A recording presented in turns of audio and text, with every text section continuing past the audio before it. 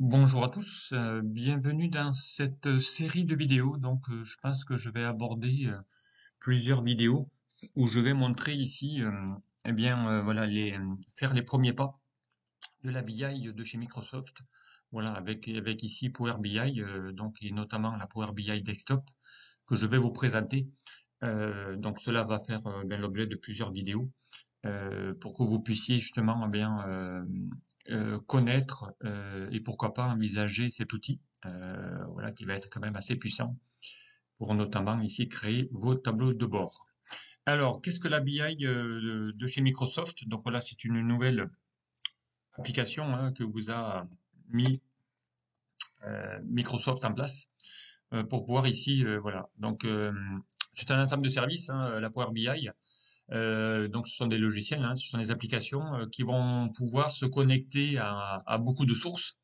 Et notamment cet outil, puisqu'on va se connecter à diverses sources, aussi bien des fichiers Excel que des bases de données Access ou que via des serveurs SQL, voilà, ou via le cloud, ou voire même des services SaaS.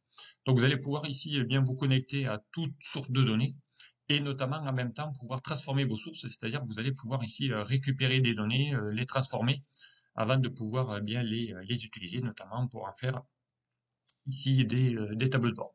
Donc vous allez voir que cet outil va être vraiment va vous aider à vous connecter assez facilement à vos sources et notamment de pouvoir ensuite bien visualiser les informations via des indicateurs, des KPI et de pouvoir surtout aussi les partager avec d'autres puisque l'objectif ça sera de partager vos indicateurs, vos tableaux de bord à plusieurs. Ok. Voilà, donc ici, ça va vous permettre ici de pouvoir avoir ici plusieurs sources. Donc aussi bien, je vous rappelle, sur des serveurs SQL, sur du cloud, sur de l'internet, sur des fichiers Excel, voire Access.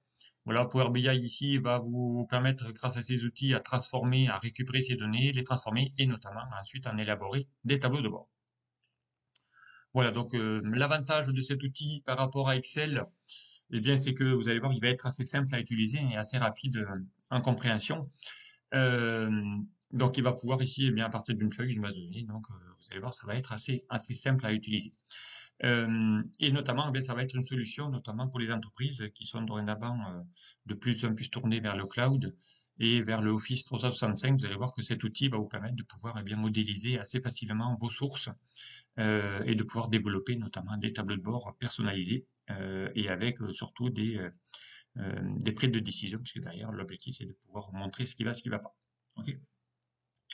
Donc nous on va utiliser donc ici Power Desktop, voilà, Power BI Desktop, puisque derrière, vous allez voir, il est aussi muni d'un service SaaS. Donc ça, je le rappelle, c'est un Software as Services, donc appelé aussi Service Power BI. Donc vous pouvez aussi télécharger, notamment en entreprise, et ainsi qu'une application, donc pouvoir ici déployer ça ensuite sur des mobiles, puisque vous allez pouvoir télécharger via Android ou via iOS.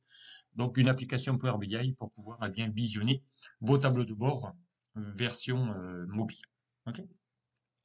Donc ici voilà, donc vous allez pouvoir ici via les composants, Power Desktop va vous permettre de récupérer les données, Service Power BI va vous pouvoir la diffuser et notamment ici ensuite via des mobiles. Ok. Alors le composant de la BI, donc ici on a vu, donc ça va vous permettre ici de pouvoir aborder cinq sujets, donc ça sera l'objet de toutes mes vidéos. Donc la première, ça sera de pouvoir collecter les données et les transformer, donc se connecter à plusieurs sources.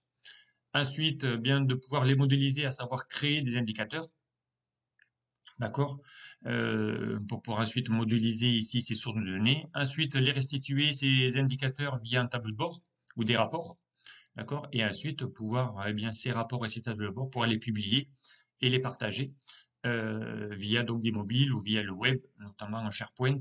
Voilà, via une liste SharePoint, on pourrait ici diffuser un tableau de bord pour pouvoir être partagé.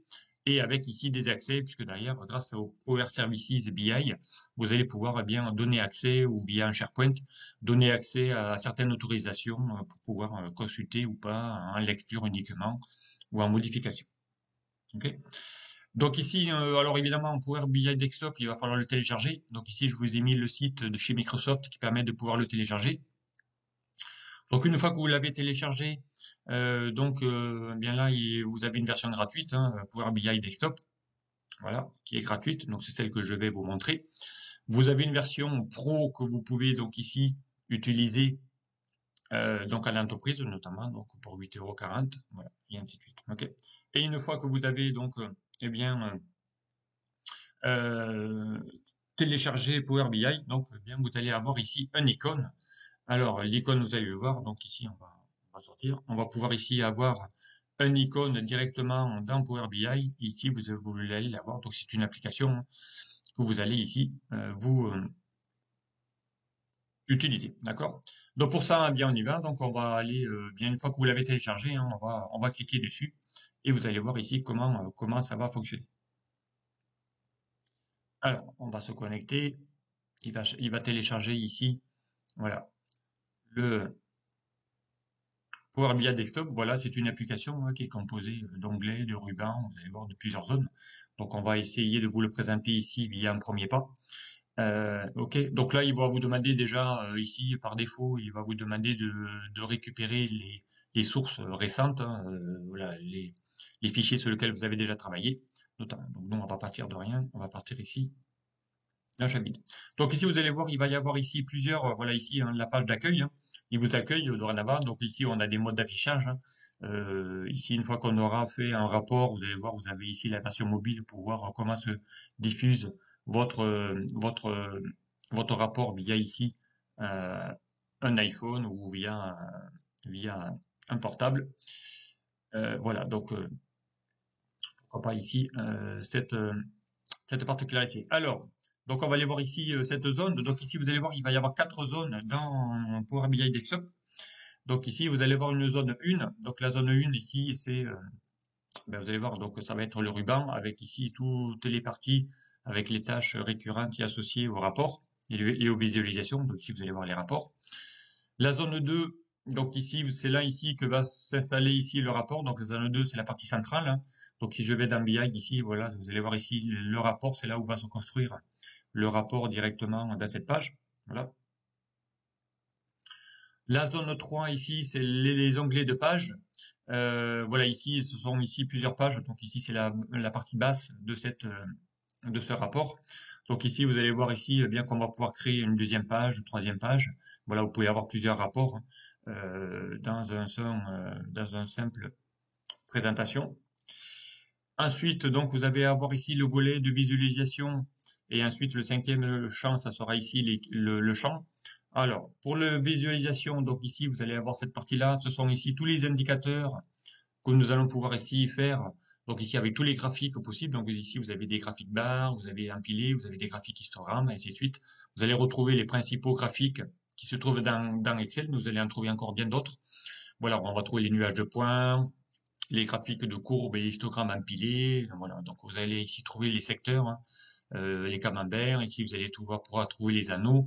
Ensuite, on va pouvoir trouver tout ce qui est cartes géographiques, donc les trimaps, les cartes, une carte. Ensuite, vous allez pouvoir voir aussi les cartes complètes. Vous allez voir aussi tout ça. Voilà, les jauges notamment. Voilà, et ensuite, vous allez pouvoir avoir les segments et ainsi de suite. Donc, vous allez voir ici tous les types de graphiques et de visualisation qu'on va pouvoir faire. Et ensuite, ici, on aura donc le dernier champ. Hein, c'est ici les champs. Pour l'instant, il n'y a pas de source. Donc, on ne pourra pas vous les montrer. Mais ici, on va avoir nos tables, nos listes de champs. Hein, si vous avez déjà fait des tableaux croisés dynamiques, vous allez voir ici la liste de tous vos tables que vous allez avoir avec ici la liste des champs. Et c'est là que vous allez pouvoir ensuite concevoir vos indicateurs. OK? Voilà ici donc la partie présentation. Voilà, correspondant ici à ce volet, donc ici, hein, ni plus ni moins, un rapport où là, on va pouvoir ici ensuite, via les modes d'affichage, via les modes de visualisation, donc on aurait pu afficher ici des quadrillages.